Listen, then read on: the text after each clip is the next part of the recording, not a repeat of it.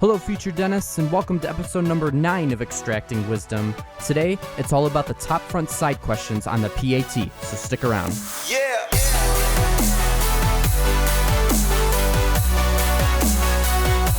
Welcome back to the podcast. My name is Brandon Evert, and I just have a quick announcement before we get in today's episode. For those students who are applying to dental school and going through the 2018 application cycle, and that is, the soonest you can submit your application is June 5th. So make it happen, make sure everything has been submitted and uploaded to your application so you can submit right on June 5th to have the greatest chance of successful dental school admission.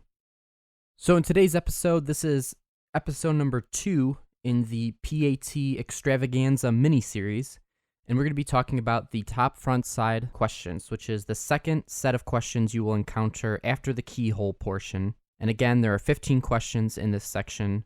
And just like my last podcast, I will have a link in the show notes following this episode that will lead you to a YouTube video of me walking you through a practice top front side question using the strategies that I will discuss in this podcast. So the nice thing about the top front side section is that it's actually pretty similar to the keyhole section in that you have to have a good working knowledge of your 3D perspectives. And that is same thing as the keyhole section, the top-down perspective, the head-on or front perspective, and then the side or end perspective. And you can tell that these perspectives are really important in this section just based upon the name, top, front, side. So it's really important that you have these perspectives down, not just for the keyhole section, but also for this section as well. And that's the first major strategy for finding success on the top front side questions. The second major strategy is to use the lines. What I mean by this is that there's a very big difference in this section between solid lines and dotted lines. Solid lines are ones that you can directly see from the view that you are looking at. And then the dotted lines are lines or details or structures or edges or holes of the object that you can't directly see from the perspective that you are looking at, which means that these other details are either underneath the object or below the object or cut into the object in some way that you cannot directly see them.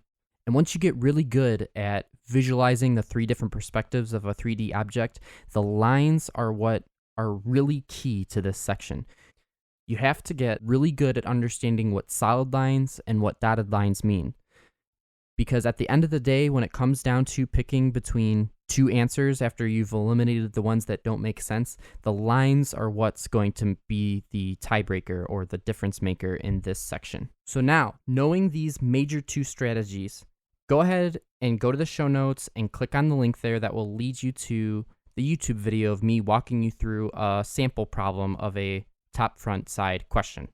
So thanks for tuning into this podcast. I just wanted to explain the 2 main strategies of this section in the PAT before you headed on over to the YouTube channel. So go ahead and check that out, and I will be sure to see you in the next podcast and the next video. Once again, my name is Brandon Evert, signing out.